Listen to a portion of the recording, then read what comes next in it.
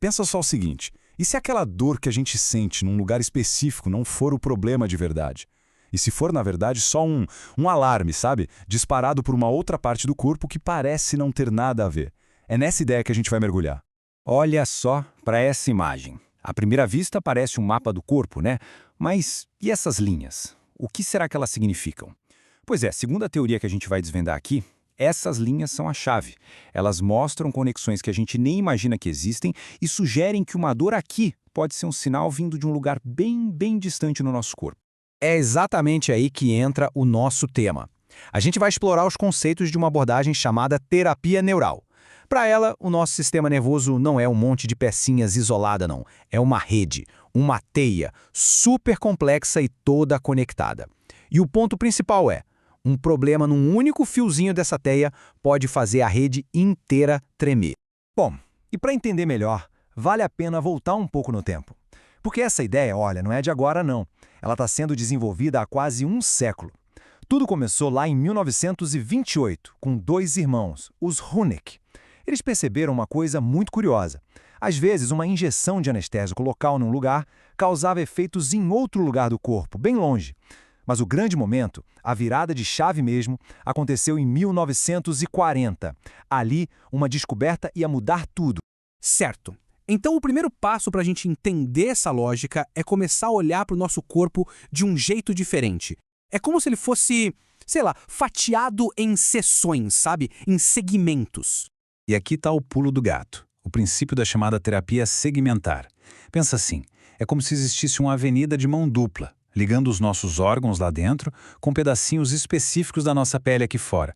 Então, se um órgão está com problema, o sinal pode aparecer na pele. E o contrário também valeria. Tratar essa área da pele poderia, de alguma forma, conversar de volta com o órgão. Olha que interessante isso aqui. Esse slide deixa a ideia muito visual, né?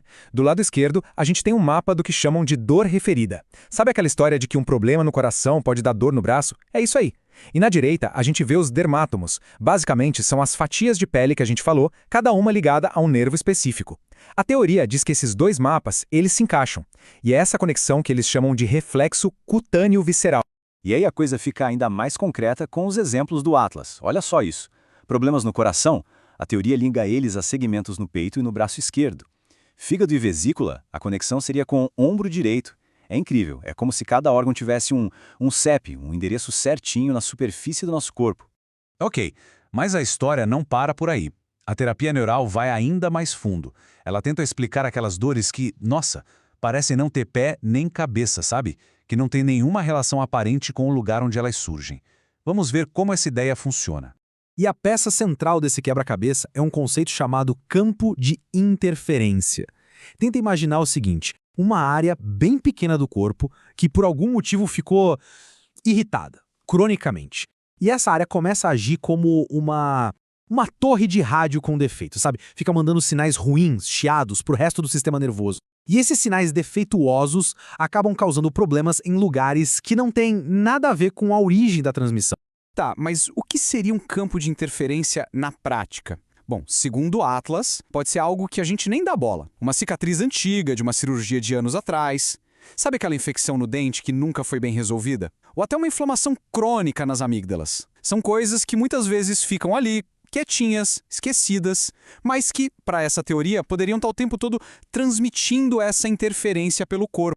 E agora a gente chega na parte talvez mais impressionante, no conceito central e mais dramático dessa abordagem. É o clímax da nossa análise do Atlas.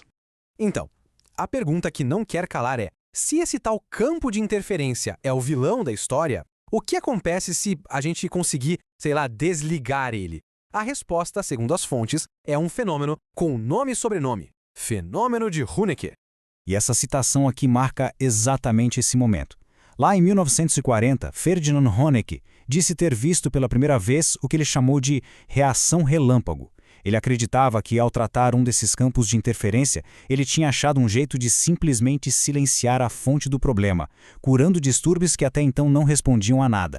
Mas atenção, para ser considerado uma reação relâmpago de verdade, o Atlas coloca duas regras bem rígidas, sem exceção. Primeira, os sintomas lá longe, do outro lado do corpo, têm que desaparecer. E não é aos poucos, não. É de forma completa e instantânea depois da injeção no lugar certo. E a segunda regra, esse alívio total tem que durar no mínimo 20 horas, ou 8 horas se for nos dentes. Só se essas duas coisas acontecerem, a teoria considera que o verdadeiro campo de interferência foi encontrado.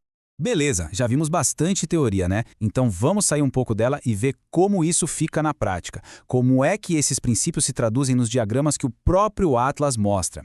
Por exemplo, no caso de distúrbios cardíacos, a terapia segmentar se concentra nesses pontos aqui, nessa área destacada. Repara só como os pontos ficam ali entre as escápulas e sobem pelo pescoço e descem pelo braço. É exatamente o endereço daquele mapa de segmentos que a gente viu lá atrás.